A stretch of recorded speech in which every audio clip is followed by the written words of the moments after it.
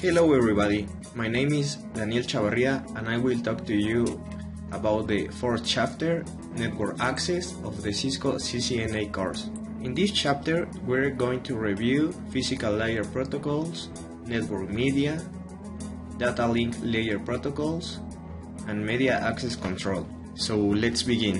When you try to print something or send information to the other side of the world, it's necessary to establish a connection. This connection can be a wired connection or a wireless connection, depending on the characteristics of the message or the distance between the two places where you can share the information. For example, an office used to have wired connections with switches, but today the laptops or smartphones have bigger impact even in offices because they offer a bigger work area.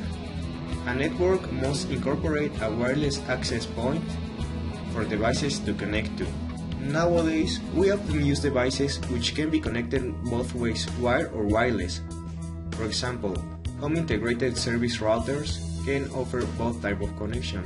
For example, you can connect your computer using a UTP cable, or you can use a wireless connection and the Wi-Fi of the computer.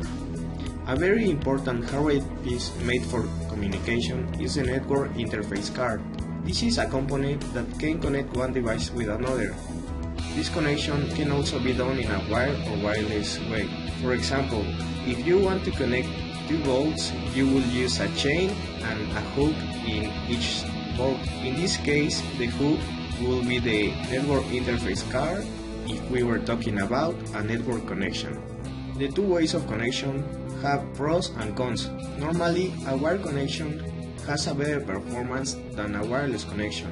Also, a wireless connection will downgrade depending on the distance between the router and the device. On the other hand, a wired connection is extremely limited in movement.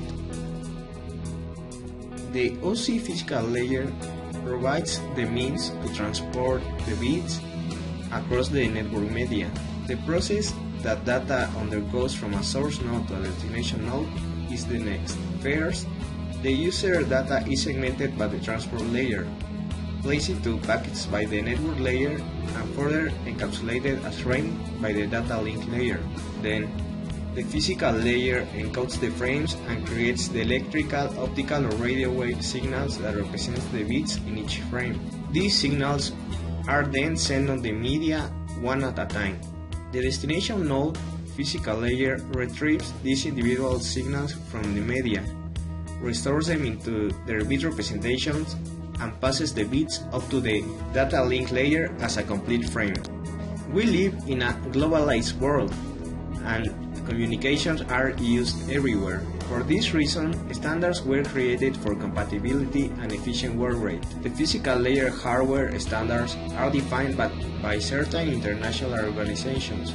For example, the International Organization for Standardization, Telecommunication Industry Association, or Electronic Industries Association, International Telecommunication Union, etc., etc. In addition to this, there are often regional cabling standards groups such as the Canadian Standard Association or the Japanese Standards Association. The physical layer standards is divided in three functional areas. The first one is the physical components. The physical components are the electronic hardware devices and other connectors that transmit and carry the signals to represent the bits. Hardware components such as network adapters, cable materials, etc., etc. The second functional area is the encoding technique. Encoding is a method of converting a stream of data bits into a predefined code. Codes are a pattern that can be recognized by both the sender and the receiver device. Also, codes are used to represent the bits, the zeros and number ones, in a digital communication. These codes also have other functions, such as control purposes, such as identifying the beginning and the end of a frame. There are a lot of types of network encoding methods. Some of them is the Manchester encoding, in which a zero is represented by a high to low voltage transition and a 1 is represented as a low to high voltage transition. This type of encoding is used in older versions of Ethernet, RFID, and near-field communication. Another type of encoding methods is the non-return to zero, in which the data has only two states, 0 and 1, and no neutral position or rest position. The third functional area is the signaling. The physical layer must generate the electrical, optical, or wireless signals that represent the ones and zeros on the media. The method of representing the bits is called the signaling method. The physical layer standards must be defined what type of signal represents a 1 and what type of signal represents a 0. For example, a long pulse might represent a number 1, while a short pulse must represent a 0. There are many ways to transmit signals. A common method to set data is using modulation techniques. The frequency modulation is a method of transmission in which the carrier frequency varies in accordance with the signal. This means the distance between each wave changes. Another one is the amplitude modulation, a transmission technique in which the amplitude of the carrier varies in accordance with the signal. This means that the distance peak to peak of the signal changes. Another way to transmit signals is the pulse-coded modulation, a technique in which an analog signal, such as a voice, is converted into a digital signal by sampling the signal's amplitude and expressing the different amplitudes as a binary number. Bandwidth is the capacity of a medium to carry data. Digital bandwidth measures the amount of data that can flow from one place to another in a given amount of time. Bandwidth is typically measured in kilobits per second or megabits per second. The practical bandwidth of a network is determined by many factors, such as the properties of the physical media or the technologies chosen for signaling and detecting network signals. Physical media properties, current technologies, and the laws of physics all play a role in determining available bandwidth. Throughput is the measure of the transfer of bits across the media over a given period of time. Due to a number of factors, throughput usually does not match the specified bandwidth in physical layer implementations. Many factors influence throughput, including the amount of traffic, the type of traffic, and the latency created by the number of network devices encountered between the source and the destination. The three principal network media are copper cable, optic fiber, and wireless connection. The copper cable transmits informations, 1 or zeros, in form of electric pulses. The copper cable is one of the greater conductor materials, just after gold, so the electronic pulses flow easily. The copper cable is very cheap and it has a great conductance. But copper can be affected by interference, for example, electromagnetic interference or radio frequency interference, and crosstalk. An example of crosstalk is when you are using the telephone and you can hear other people's voices. Because of the interference, there are different types of copper cable, for example, UTP or unshielded twisted pair cable and coaxial cable. These cables have a special shield against interference. For example, the UTP cable has a plastic around the copper cable. The STP cable has that same plastic barrier but also has a metal sheet around the copper cable. And the coaxial cable has two barriers of plastic and also one metal sheet and some copper wire around the principal copper cable. The copper cable has a supported bandwidth from 10 megabits per second to 10 gigabits per second. The distance it gets covered is from 1 meter to 100 meters approximately. Also, the copper cable is very easily insulated. That is why the most used cable in network connections, for example from a computer to a switch or a router, is made of copper cable, especially UTP cable. Optic fiber. The optic fiber is also a wired connection, but it's not made of copper. This kind of wire works like if it was filled with mirrors, and it receives a patterns of lights that can be transformed to 1 or zeros in the destination device. That is why this cable is faster than copper cable, because the light travels faster than electromagnetic pulses. But also, the optic fiber has a harder installation and it's more expensive than copper cable.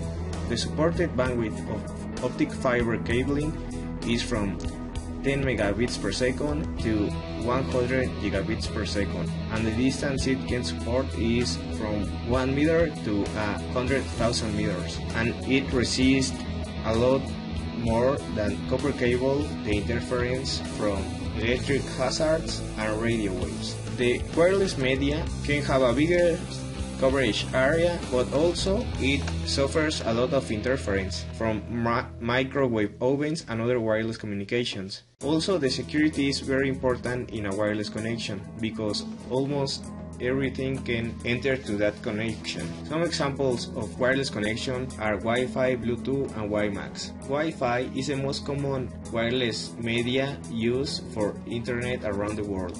Also, wireless NIC adapters have been created for providing a bigger wireless access point. The speed from a wireless connection can be from 54 megabits per second to 7 gigabits per second. There are communication media standards for copper cable, optic fiber, and even wireless connection. The OC model is divided in layers in order to transmit communication. The first and more close layers are the data link layer and the physical layer.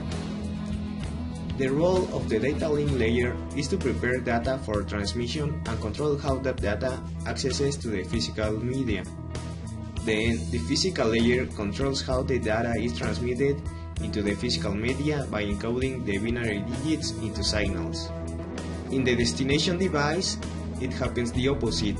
The physical layer reads the signals and decodes it into binary. Then it sets the binary data into the data link layer. The data link layer is divided in two sublayers. The first sublayer is the logical link control. Here, data link layer receives packets from the third layer and turns them into frames, or turn frames into packets for the third layer. A frame is composed by three parts. The first one is header. It contains control information such as addressing, and it's located at the beginning of the PDU. The second part is data. It contains the IP header, transport layer header, and application data. The last part is the trailer. It contains control information from error detection added at the end of the PDU. Every time a frame is sent from a place to another, every intermediate device has the responsibility to decode the frame and then create another frame and set it to the right direction in case they are not the final destination of the initial frame. The second sublayer is the media control access, which is able to delimit data according to the physical signaling requirements of the medium and the type of data link layer protocol in use. The MAC is the equivalent of traffic rules that regulate the entrance of motor vehicles into a roadway. And in order to create an organization in frame traffic, topologies were created. There are two types of topologies: physical topologies and logical topologies. The physical topologies are representation of the actual cables that connect the devices, and the logical topologies are representation of the paths taken by the frames when transmitting information. There are plenty of topologies, and some are used for WANs and others for LANs. The most used topologies in WANs are the point-to-point topology, hub and spoke topology, and the full mesh topology. In the other hand, the most used topologies in LANs are the star topology, extended star topology, bus topology, and ring topology. Each topology has different characteristics. For example, the point-to-point topology consists in a permanent link between two devices so they can send and receive information from each other. The ring topology has one direction for sending frames, so the message passes for every component until reaching its final destination. I highly recommend you to also visit the Chapter 4 information at the Cisco Networking Academy platform, especially for understanding each type of topology. You will be able to find some activities to reinforce all the information learned in this module. I hope you liked the video and thanks for watching.